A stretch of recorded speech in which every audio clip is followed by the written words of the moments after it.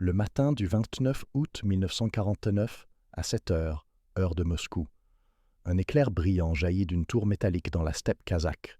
L'onde de choc se propage comme une ondulation à la surface d'un étang calme, mais cet étang s'étend sur 18 000 km² de ce que les responsables soviétiques appelaient une terre inhabitée. Sauf qu'elle n'était pas inhabitée, elle ne l'avait jamais été. Le mensonge qui a déclenché 40 ans d'expérimentation humaine venait d'exploser avec la force de 22 000 tonnes de TNT. Avant de plonger dans le vif du sujet, pensez à liker et à vous abonner.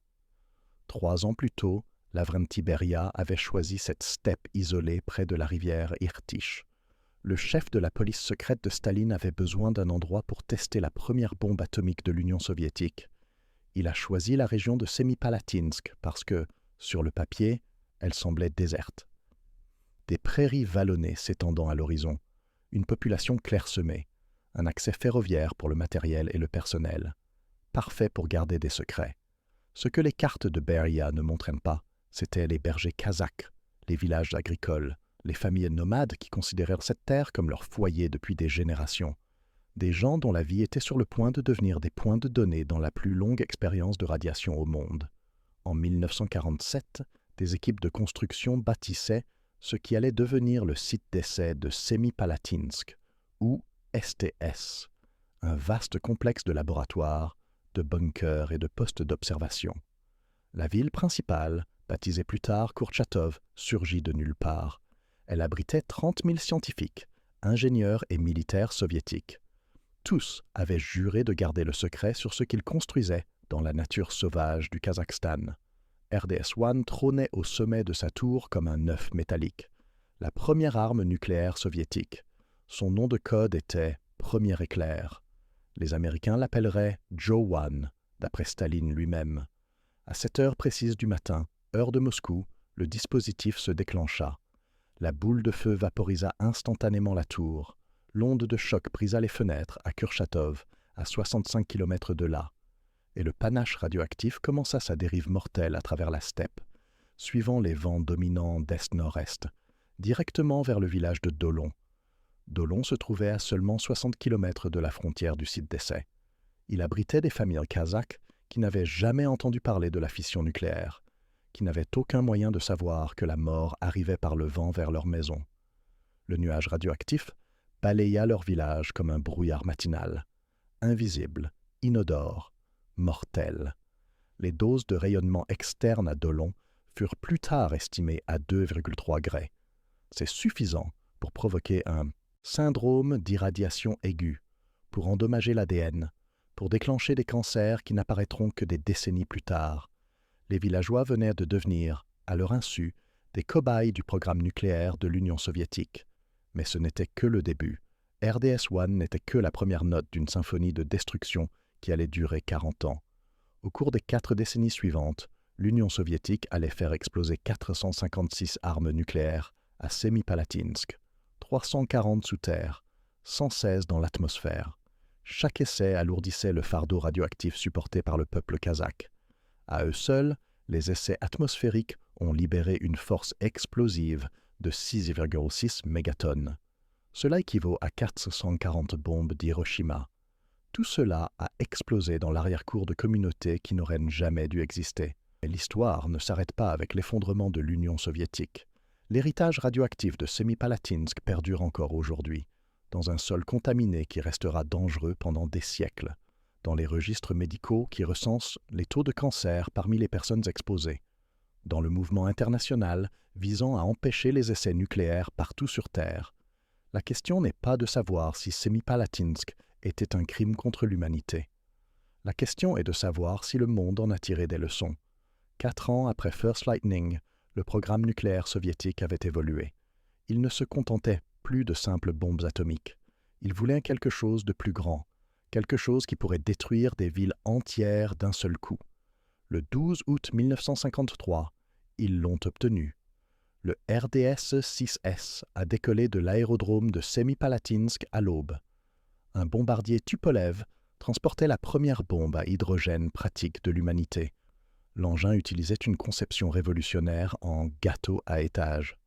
Des couches, alternée de matériaux fissiles et fusibles, plus compacte que les modèles américains et bien plus meurtrière.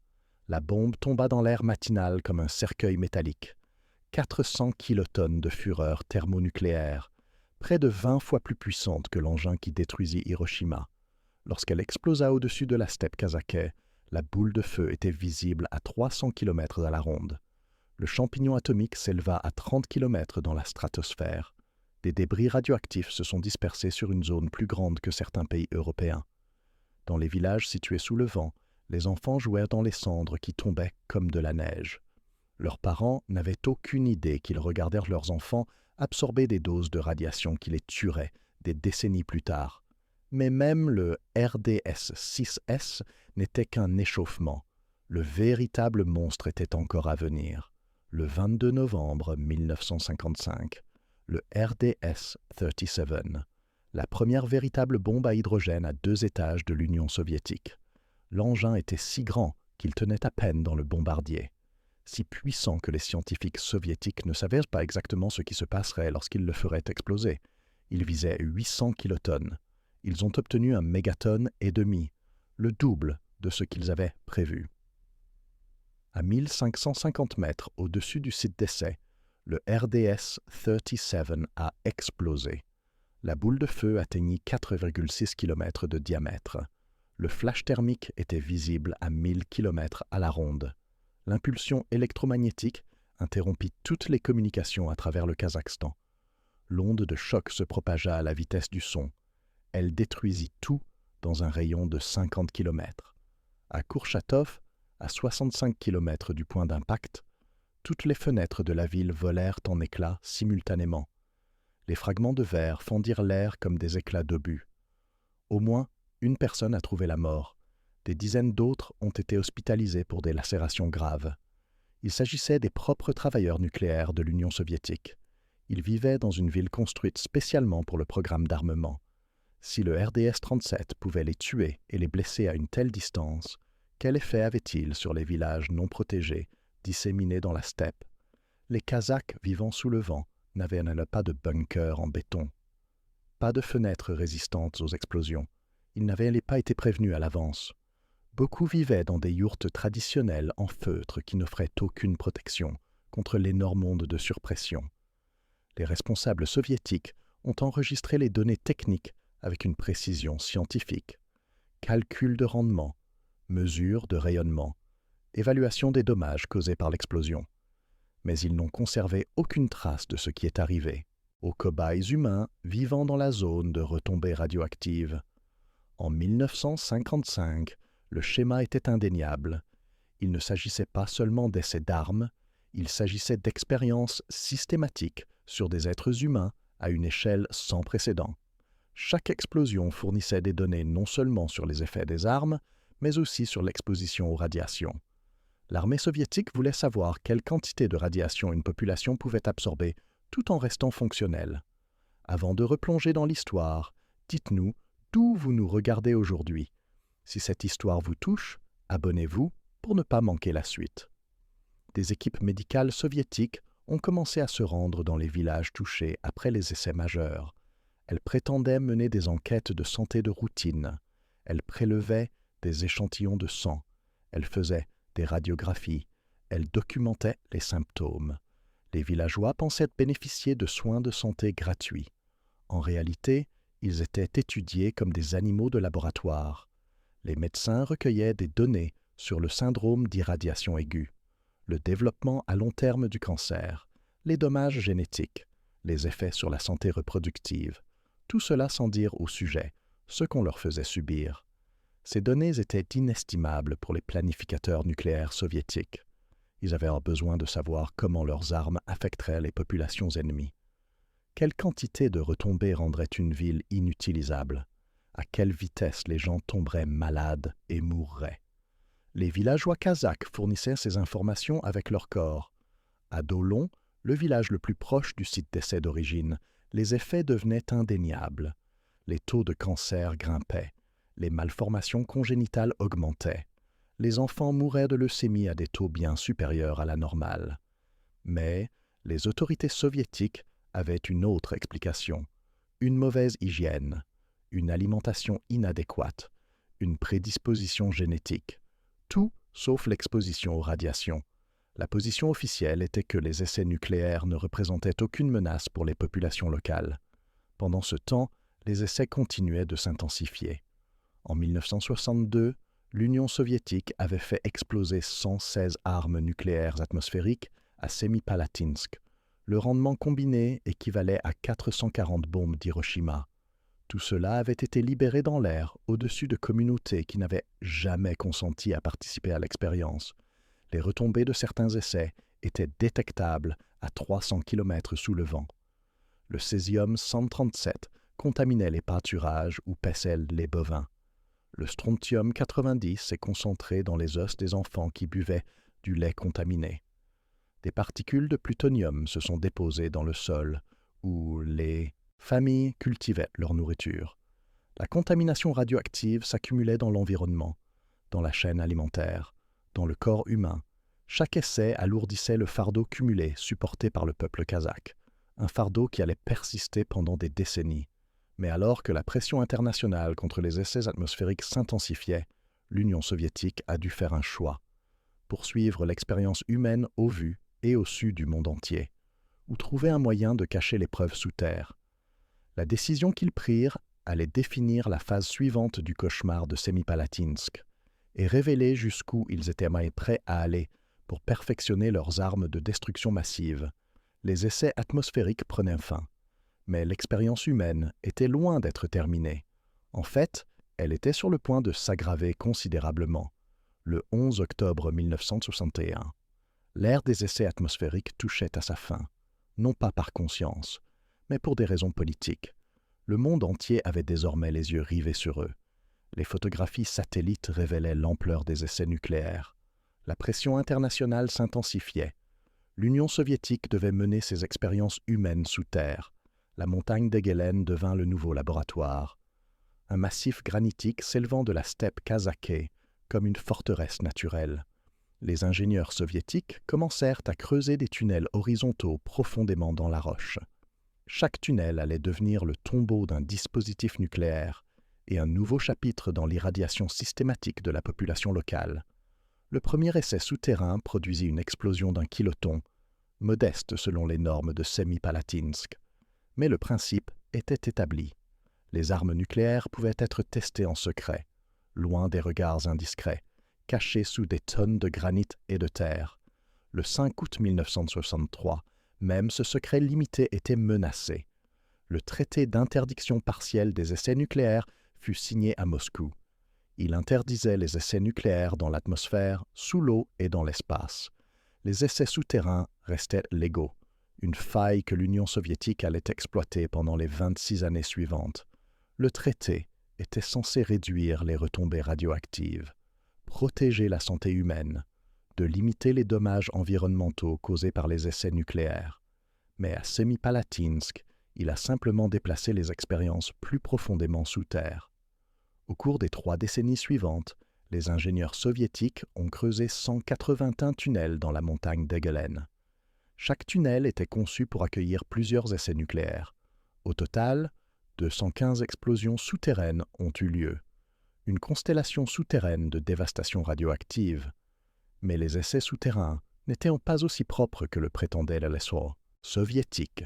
De nombreux essais ont libéré des gaz radioactifs à la surface, contaminant l'air avec les mêmes isotopes que les essais atmosphériques, mais en doses plus faibles et plus concentrées. Dans environ 1/3 des cas, les tunnels ont croisé des nappes phréatiques.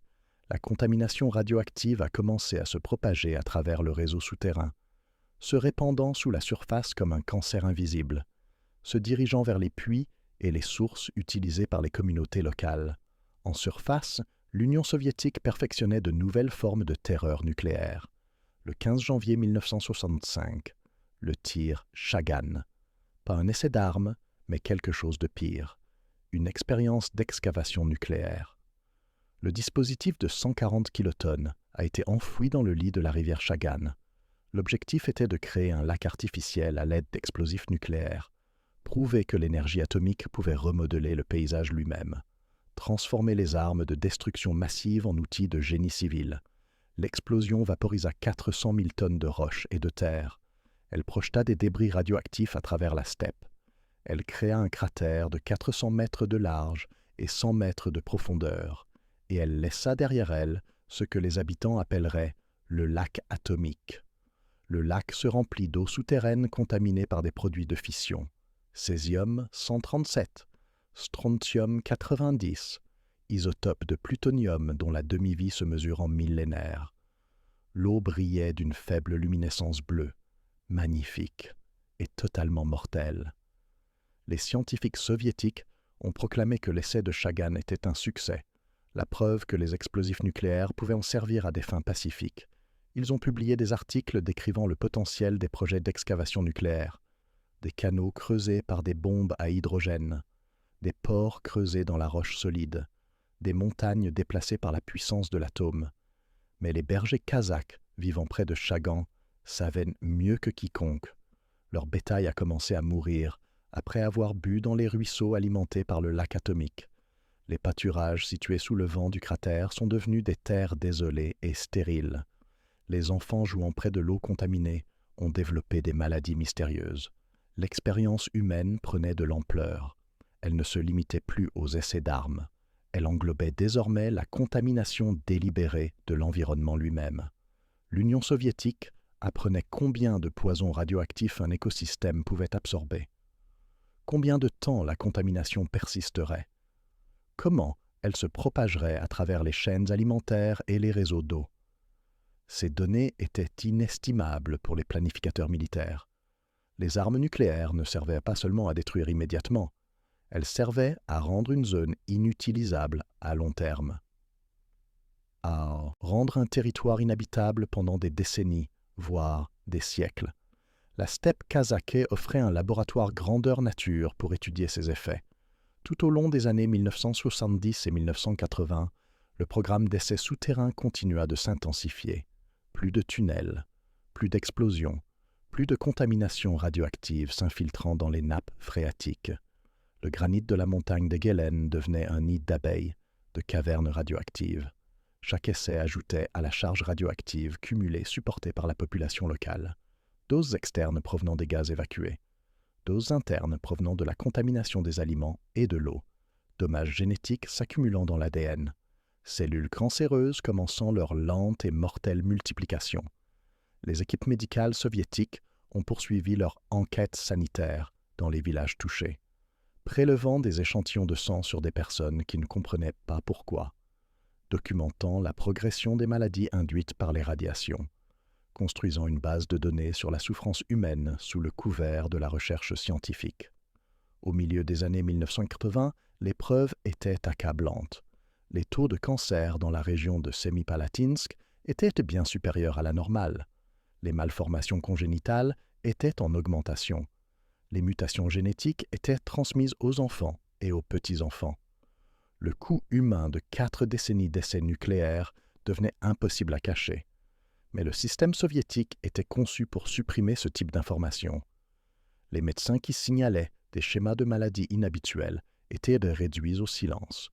Les recherches qui établissaient un lien entre les problèmes de santé et l'exposition aux radiations étaient classées confidentielles. On disait aux familles touchées par les essais nucléaires que leur maladie avait d'autres causes. La vérité était un secret d'État, plus étroitement gardé que les spécifications techniques des armes elles-mêmes, car la vérité révélerait que l'Union soviétique avait mené des expériences médicales sur son propre peuple, sans consentement, sans avertissement, sans aucune intention d'arrêter. À la fin des années 1980, des fissures commençaient à apparaître dans le mur du secret. Les politiques de glasnost et de perestroïka de Mikhaïl Gorbatchev ont créé un espace pour la dissidence. Pour la première fois depuis 1949, les citoyens soviétiques pouvaient commencer à parler de ce qui leur avait été fait, et ils se préparaient à exiger des réponses. L'expérience humaine menée à Semipalatinsk était sur le point de faire face à son premier véritable défi, non pas de la part de la pression internationale, mais de la part des personnes qui en avaient été les cobayes involontaires pendant 40 ans. Le peuple kazakh se réveillait. et il était en colère. Le 12 mars 1989, ville de Semipalatinsk. Pour la première fois en 40 ans, les gens se rassemblèrent dans les rues, non pas pour célébrer les prouesses nucléaires soviétiques, mais pour exiger qu'elles cessent. Le mouvement Nevada Semipalatinsk est né de décennies de rage réprimée, et d'un fait indéniable, l'expérience humaine devait prendre fin. Les manifestants portèrent des pancartes en russe et en kazakh. Arrêtez les essais. Nous ne sommes pas des rats de laboratoire. Nos enfants méritent de vivre. Des mots simples qui portaient le poids de 4 décennies de souffrance. La foule grossissait à mesure que la nouvelle se répandait. Des centaines devinrent des milliers devinrent des dizaines de milliers. Les autorités soviétiques n'avaient jamais rien vu de tel. Un défi direct au programme nucléaire, en public, devant les caméras de télévision. Le mur du secret qui avait protégé Semipalatinsk pendant 40 ans s'effondrait. En quelques mois, le mouvement avait recueilli plus d'1 million de signatures. Des villageois kazakhs qui n'avaient jamais eu le droit de s'exprimer. Des scientifiques russes qui avaient gardé le silence pendant des décennies. Des militants internationaux reliant Semipalatinsk aux manifestations contre le site d'essais nucléaires du Nevada. Une coalition mondiale exigeant la fin des essais nucléaires. Le gouvernement soviétique se trouvait dans une situation impossible. La politique de glasnost de Gorbatchev signifiait qu'il ne pouvait pas simplement arrêter les manifestants, mais le programme nucléaire restait une priorité pour l'État. L'armée insistait sur le fait que les essais étaient essentiels pour la sécurité nationale. Puis vint le 29 août 1989, le 40e anniversaire du RDS-1. Au lieu de célébrer les réalisations nucléaires soviétiques, les manifestants se sont rassemblés sur le site d'essai lui-même. Ils exigèrent avoir accès aux terres que leurs familles avaient été contraintes d'abandonner. Pour la première fois, les Kazakhs ordinaires ont vu l'infrastructure de leur oppression. Les bunkers en béton d'où les responsables soviétiques avaient regardé leur village être irradiés. Les bâtiments résistants aux explosions qui protégeaient les scientifiques spécialisés dans les armes, laissant les villageois sans défense. Les routes qui reliaient les zones d'essai aux logements confortables de Kourtchatov. Le contraste était saisissant. Des kilomètres d'installations sophistiquées, construites pour étudier les effets des armes nucléaires. Alors qu'à 60 kilomètres de là, Dolon n'avait jamais reçu de soins médicaux adéquats pour les cancers induits par les radiations. Cette disparité révélait la véritable nature de Semipalatinsk. Il ne s'agissait pas d'un programme de recherche scientifique, mais d'un système conçu pour traiter les êtres humains comme des cobayes jetables. Alors que les manifestations se poursuivaient en 1990 et 1991, l'Union soviétique elle-même commençait à s'effondrer. Le Parti communiste perdait le contrôle. Les républiques déclaraient leur indépendance. Le programme nucléaire était en train de perdre sa protection politique. Le 29 août 1991, le président Nursultan Nazarbayev du Kazakhstan a publié un décret. Le site d'essai de Semipalatinsk était définitivement fermé. 42 ans d'essais nucléaires avaient enfin pris fin, non pas parce que les objectifs scientifiques avaient été atteints, mais à cause d'un soulèvement populaire. Le dernier essai nucléaire soviétique avait eu lieu en 1989. Au total, 456 explosions, du RDS-1 en 1949 au dernier essai souterrain 40 ans plus tard. Un programme qui avait consumé toute une génération de Kazakhs. Mais la fermeture du site d'essai n'était qu'un début. L'héritage radioactif de Semipalatinsk allait persister pendant des siècles. Des isotopes de plutonium, avec une demi-vie de 24 000 ans, des eaux souterraines contaminées migrant à travers les aquifères souterrains, des clusters de cancers qui allaient continuer à apparaître pendant des décennies. Les agences internationales ont finalement obtenu l'accès pour évaluer les dégâts. L'Agence internationale de l'énergie atomique est arrivée en 1993. Ce qu'elle a découvert a dépassé ses pires attentes. Des zones entières avec des niveaux de radiation des centaines de fois supérieurs à la normale. Des sols contaminés qui resteraient dangereux pendant des millénaires. L'héritage le plus dangereux se trouvait dans la montagne d'Egelen. 181 tunnels remplis de résidus radioactifs. Beaucoup contenaient du plutonium de qualité militaire et de l'uranium hautement enrichi. des matériaux que des terroristes pourraient utiliser pour fabriquer des bombes sales ou des armes nucléaires rudimentaires. Une opération trinationale a débuté en 1997. Les États-Unis, la Russie et le Kazakhstan ont travaillé ensemble pour sceller les tunnels, pour sécuriser les matières radioactives, pour prévenir le terrorisme nucléaire. 150 millions de dollars sur 15 ans. Mais le coût humain ne pouvait être sécurisé ni scellé. Les registres médicaux ont suivi les taux de cancer parmi les populations exposées. 19 000 personnes dans la cohorte historique de Semipalatinsk. Leurs données médicales fournissent des preuves des effets à long terme des radiations. Les résultats étaient sans ambiguïté. Taux élevé de cancer solide, plusieurs décennies après l'exposition. Augmentation de la mortalité cardiovasculaire, mutations génétiques transmises aux enfants et petits-enfants. Un héritage transgénérationnel des essais nucléaires. Certaines familles présentaient des taux de mutation génétique 1,8 fois supérieurs à la normale. Dommage à l'ADN dû à l'exposition de leurs grands-parents aux radiations. Preuve que les essais nucléaires n'affectent pas seulement les personnes directement exposées. Ils endommagent le patrimoine génétique de populations entières. Aujourd'hui, la plupart des anciens sites d'essais présentent des niveaux de rayonnement proches de la normale. Mais les zones sensibles restent interdites d'accès. Le lac Chagan brille encore de la contamination résiduelle. Les zones du point zéro sont signalées par des panneaux d'avertissement en plusieurs langues. Des monuments à la capacité d'autodestruction de l'humanité. Le 2 décembre 2009, les Nations Unies ont déclaré le 29 août Journée internationale contre les essais nucléaires, liaison entre la date du premier essai soviétique et la fermeture de Semipalatinsk. Un rappel mondial du coût humain des armes nucléaires. Le Kazakhstan a mis à profit son expérience de Semipalatinsk pour défendre le désarmement nucléaire.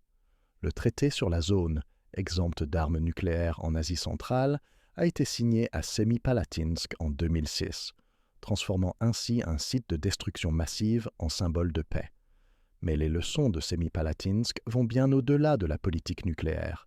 Elles révèlent ce qui se passe lorsque les gouvernements traitent leur propre population comme des cobayes. Lorsque le progrès scientifique est poursuivi sans contraintes éthiques. Lorsque le secret d'État protège les crimes institutionnels contre l'humanité. Le peuple kazakh, qui a souffert pendant 40 ans d'essais nucléaires, n'a pas seulement survécu, il s'est organisé, il a exigé des comptes, il a contraint l'un des programmes les plus secrets de l'histoire à être révélé au grand jour. Sa résistance nous rappelle qu'aucun gouvernement n'a le droit de mener des expériences sur son propre peuple. Semipalatinsk a été décrit comme une expérience humaine qui a duré des décennies, mais c'était plus que cela.